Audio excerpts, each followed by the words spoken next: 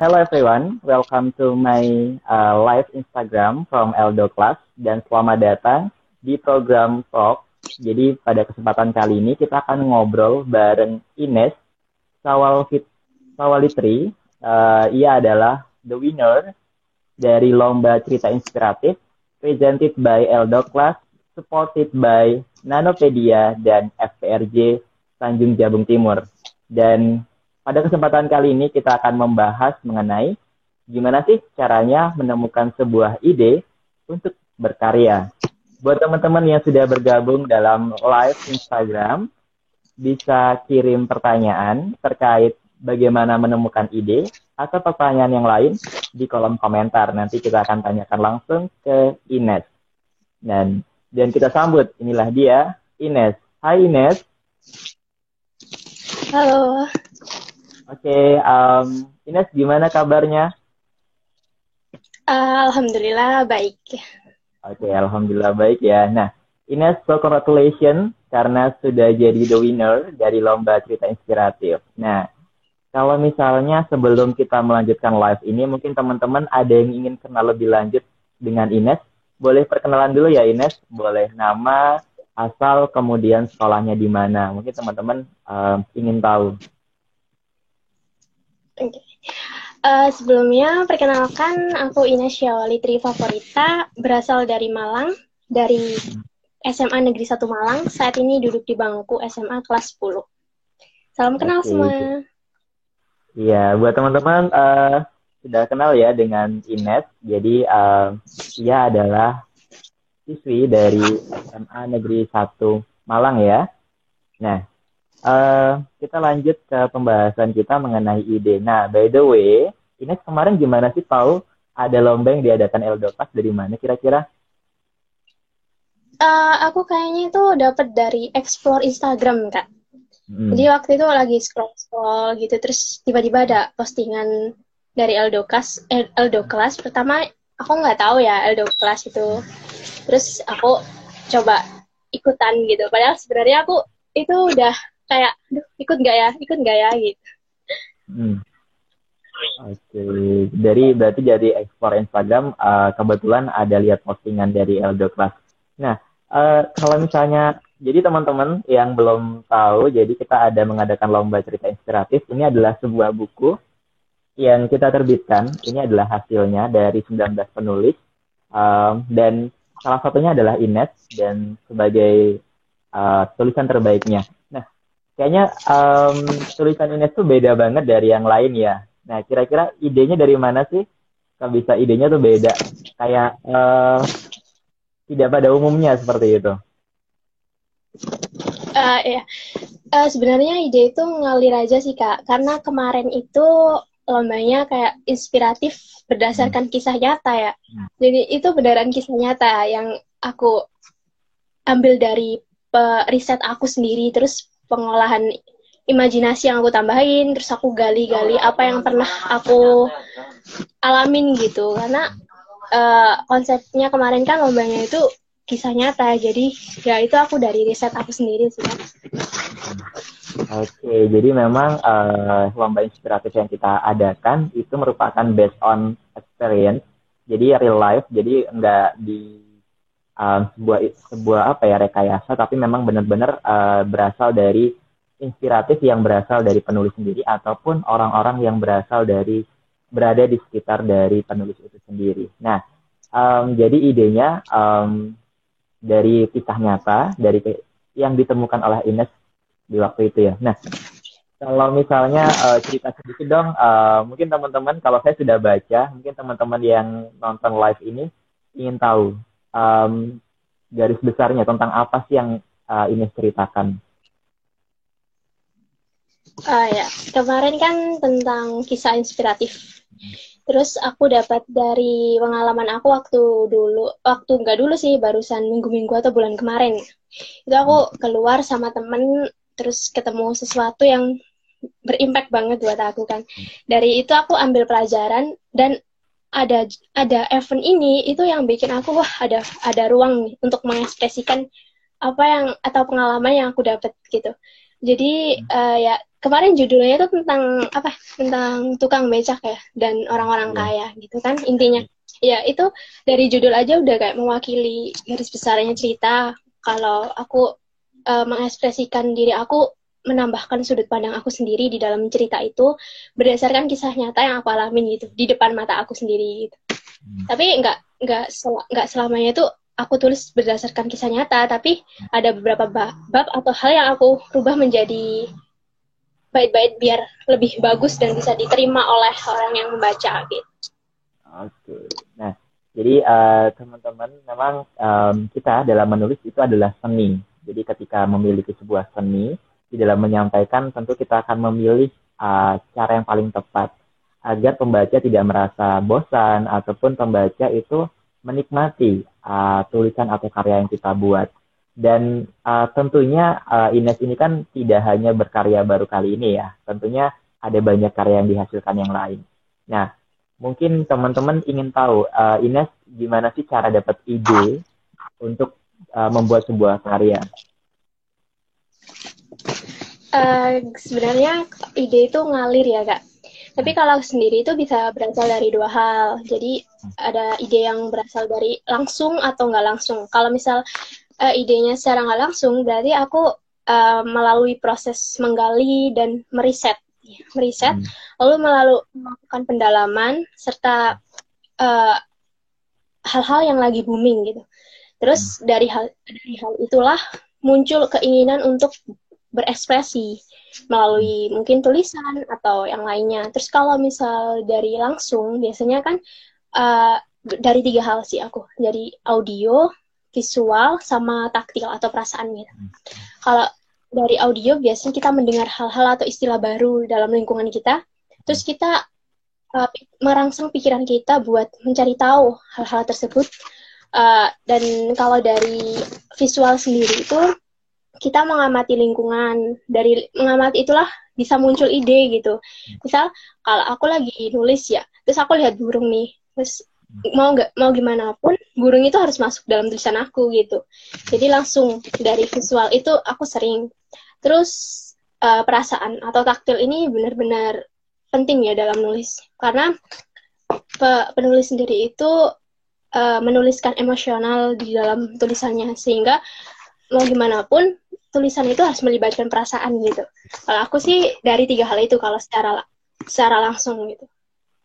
Terus kalau proses ide itu sebenarnya mudah, tapi mendatangkannya itu yang setiap orang pasti berbeda. Mungkin ada orang yang idenya datang ketika dia itu lagi relax atau santai, lagi baca buku atau nonton film, mendengarkan musik. Aku beda. Kalau aku itu, kalau mood aku naik turun, ide aku lancar banget gitu. Misal kalau aku lagi galau gitu, itu kan pasti ada unek-unek dalam hati yang ingin disampaikan gitu dalam mungkin tulisan atau apa gitu. Ya, kita kembali pada diri kita untuk cara apa yang kita lakukan buat mendapatkan ide itu sih. Oke. Jadi tipsnya sungguh luar biasa ya. Jadi teman-teman, ide itu sebenarnya kayak bisa dibilang mudah-mudah sulit, karena memang cara memperolehnya itu ada banyak cara. Nah, tadi kalau misalnya Ines itu menjelaskan mengenai melihat sesuatu atau secara visual, kemudian apa yang didengar juga bisa menjadi referensi. Kemudian di dalam sebuah karya dalam bentuk tulisan, tentu memang kita harus melibatkan perasaan, di mana nanti bagaimana caranya pembaca juga dapat merasakan ataupun kita juga harus melihat realita juga, tidak sembarang meletakkan sebuah perasaan, tapi memang kita harus mengalir. Jangan sampai nanti tidak ada rasa di dalam sebuah karya. Kemudian tadi ada riset juga, jadi memang kalau beberapa ide itu muncul juga karena kita memiliki pengalaman atau menemukan sesuatu, dan itu juga bisa melahirkan sebuah ide dari orang lain dengan membaca banyak referensi. Nah, itu bisa juga ya.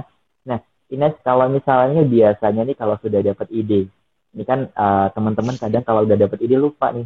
Nah, kalau Ines sendiri, gimana caranya begitu dapat ide, apa yang dilakukan? sebenarnya aku sendiri juga gitu Kak. Jadi aku itu idenya itu kayak modian gitu ya. Bisa jadi ini kepikiran buat ngelakuin ini atau ngembangin sesuatu ini, terus nanti siangnya beda lagi gitu. Kan ide sendiri itu kan adalah gagasan yang belum pasti gitu kan. Jadi dalam mencari ide sendiri kita juga butuh improvisasi gitu. Keadaan gitu. Kan kita nggak tahu hari ini sedih, nanti akan sedih atau nanti akan bahagia, kan kita nggak tahu tuh. Nah, ya tipsnya itu ya kita sebenarnya relatif aja terhadap sudut pandang. Jadi kita kembali pada diri kita sendiri dan apa yang emang ingin kita ciptakan dalam karya kita. Nanti ide itu akan tiba-tiba ada sendiri. Dan di alam semesta ini udah banyak banget ya objek-objek yang bisa kita jadikan referensi. Bahkan dari penglihatan kita sendiri aja kita bisa mendapatkan segudang ide gitu.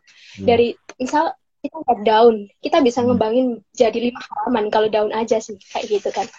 Jadi ya ide itu nggak serta-merta kita muncul gitu aja, tapi melalui banyak proses, dan salah satunya ya proses mengamati dan juga mendengarkan itu. Biar kita nggak cepet lupa gitu. Iya, benar. Jadi memang ide itu kita bisa dapetin dari alam, kemudian dari alam semesta, kemudian juga kita bisa dari orang lain juga bisa, tapi memang kita harus memodifikasi juga ya ide yang kita dapat. Nah, tadi Ines juga sudah sampaikan, ada banyak objek. Jadi teman-teman kalau mau berkarya, itu banyak sekali ide yang bisa kita angkat.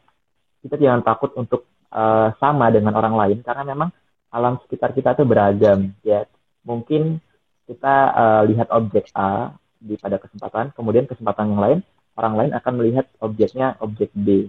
Pastinya ketika kita mengangkat sebuah topik tersebut, tentunya akan beda hasilnya. Kemudian tiap penulis itu punya khasnya, ya. Jadi jangan takut untuk sama. Ketika objeknya sama, tentu cara penyampaiannya seperti yang Ines sampaikan tadi, perasaan juga akan berpengaruh terhadap sebuah karya.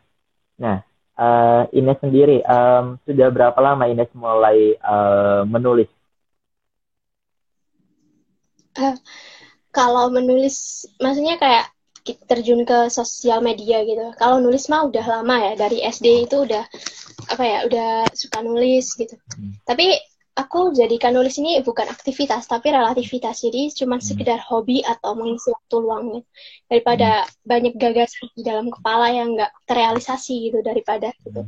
Terus kalau aku sendiri itu benar-benar fokus buat ke karya-karya lain seperti kayak esai, opini gitu, itu waktu awal SMA sih ya. Awal SMA, akhir SMP. Waktu sampai sekarang juga masih fokus ke karya-karya sastra gitu. Dari SD kelas 4. Tapi kan jadi, juga butuh. Ya. Oke, jadi memang sudah mulai menulis sudah cukup lama ya. Memang menulis itu kita nggak bisa instan. Jadi kita memang butuh namanya proses, karena memang dengan kita berkarya, ya kita akan menemukan banyak ada kadang kesalahan, ada kadang pembelajaran yang kita temukan. Tidak langsung sempurna, tapi teman-teman, ini adalah sebuah gambaran dari Ines bahwa semuanya butuh yang namanya sebuah proses. Karena untuk belajar, kita harus melewati beberapa tahap dan menghasilkan sebuah karya yang baik juga kita butuh beberapa step ya. Nah, Ines ngobrolin tentang menulis. Nah, gimana nih perasaannya ketika tahu sebagai the winner? Kan ini kebetulan Eldol kelas ini kan adanya di Jambi ya. Ya, kebetulan di Jambi dan di Sumatera.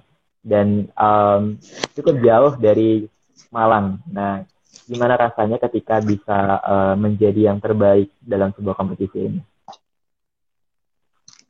Yang pertama itu aku excited banget kan.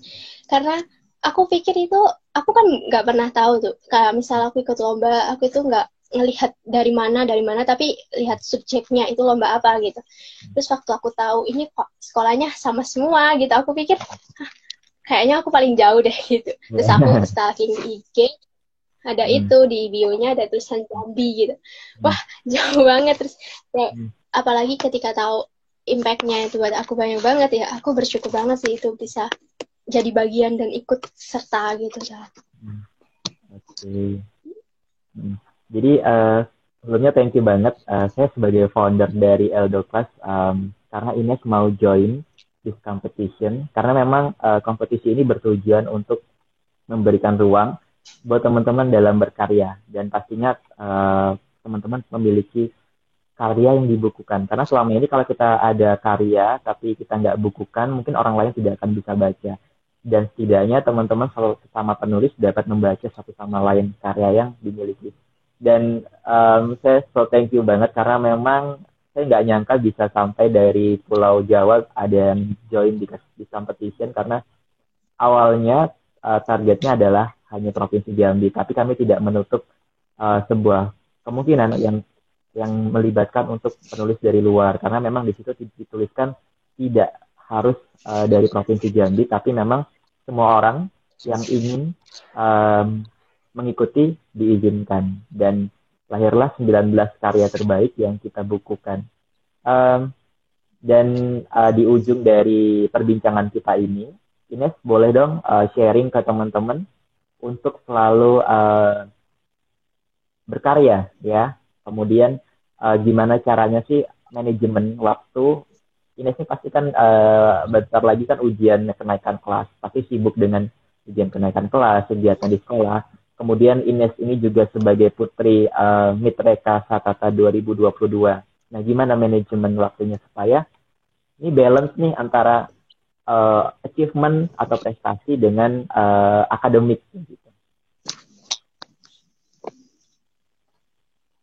Ya, kalau aku sendiri tuh time manajemennya mungkin ya sama kayak orang lain, tapi aku ada 3 tingkatan. Jadi ada yang sangat penting sama kurang penting.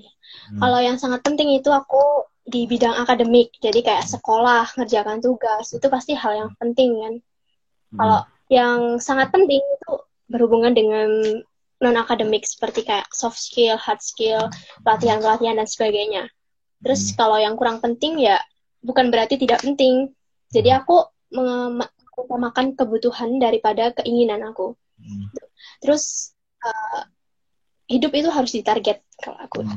Jadi kita harus membuat deadline atau apa ya, pola waktu buat kita sendiri. Jadi hari ini kita harus menyelesaikan ini. Terus besok kita harus menyelesaikan itu, dan itu harus benar-benar ditarget. Kalau aku sih gitu. Tapi ya mungkin aku sendiri juga kadang masih apa ya, berantakan lah time managementnya. Karena banyak rencana-rencana di masa depan yang berubah gitu. Terus kalau dari aku sih, aku tetap berfokus pada progres diri aku, pengembangan diri aku. Jangan pernah membandingkan pencapaian kita dengan orang lain, tapi bandingkan pencapaian kita hari ini dengan hari kemarin, gitu. Itu sih dari aku menurutnya. Oke, jadi memang teman-teman ketika kita punya kesibukan begitu banyak dan kita harus memanajemen waktu kita. Dan tentunya memang ketika kita memanajemen waktu, ada beberapa kemungkinan yang kita nggak bisa kendalikan, yang mungkin bisa terjadi pembatalan ya karena memang ada aktivitas lain atau di luar kendali seperti cuaca. Nah itu terkadang kita harus merubah schedule kita dan tentunya seperti yang disampaikan tadi bahwa kita memprioritaskan apa yang kita butuhkan, kemudian kebutuhannya ditunaikan dulu, kemudian setelah mencukupi kebutuhannya maka kita bisa menambah aktivitas yang lain. Dan di ujung dari perbincangan kita ini, boleh ini sharing dong ke teman-teman tipsnya supaya kita tetap bisa berkarya, ya apapun kondisinya. Kemudian sharing juga pesan-pesan pokoknya yang hal positif yang ingin dibagikan oleh Ines ke teman-teman. Apa ya? Jadi buat teman-teman jangan takut untuk berkarya karena seni itu bebas. Jadi nggak ada karya yang jelek dan aku pesen ke teman-teman tetap berprogres pada diri sendiri. Jangan dengarkan apa kata orang ya. Tapi itu kalau omongan aja pasti itu udah banyak ya kalau jangan dengar kata orang. Tapi fokus aja pada pengembangan diri. Terus bandingkan apa yang bisa kita lakukan hari ini dengan hari kemarin. Jangan bandingkan apa yang kita capai dengan apa yang dicapai oleh orang lain. Karena kalau kita terus membandingkan diri dengan orang lain, maka kita tidak akan merasa puas gitu. Terus ya, lakukan apa yang kita bisa sampai hari ini, dan ya itu aja. Oke, thank you banget Ines. Jadi teman-teman bisa saya garis bawahi bahwa sebenarnya kita di dalam hidup ini kita harus membandingkan hari ini dan kemarin, di mana ketika kita memiliki perubahan ke arah yang baik, maka kita termasuk hamba yang beruntung. Dan jangan terlalu membandingkan diri kita kepada orang lain. Bandingkanlah proses yang kita lewati, yang kita capai untuk menjadi lebih baik. Dan teruslah semangat dalam berkarya, karena dengan berkarya maka kita akan dikenal. Mungkin di dalam sebuah karya menulis, itu akan dibaca oleh orang lain, akan tetap abadi, akan dibaca oleh orang lain meskipun nanti kita telah tiada. Pada akhirnya kita akan memiliki sebuah estafet karya yang kita teruskan kepada orang lain yang kelak akan membacanya. So, thank you banget Ines sudah mau join di live Instagram dari Eldo Class. Dan buat teman-teman, terima kasih sudah menonton live ini. Sampai bertemu kembali di live Instagram berikutnya di Eldo Class. Semoga bermanfaat dan memberikan impact terbaik untuk teman-teman sekalian. Dan di penghujung dari live ini, teman-teman teruslah berkarya, teruslah melakukan hal terbaik, karena kita tidak tahu di titik mana kita menginspirasi bagi orang lain. Dan di penghujung dari obrolan ini, saya memohon maaf atas segala hilaf dan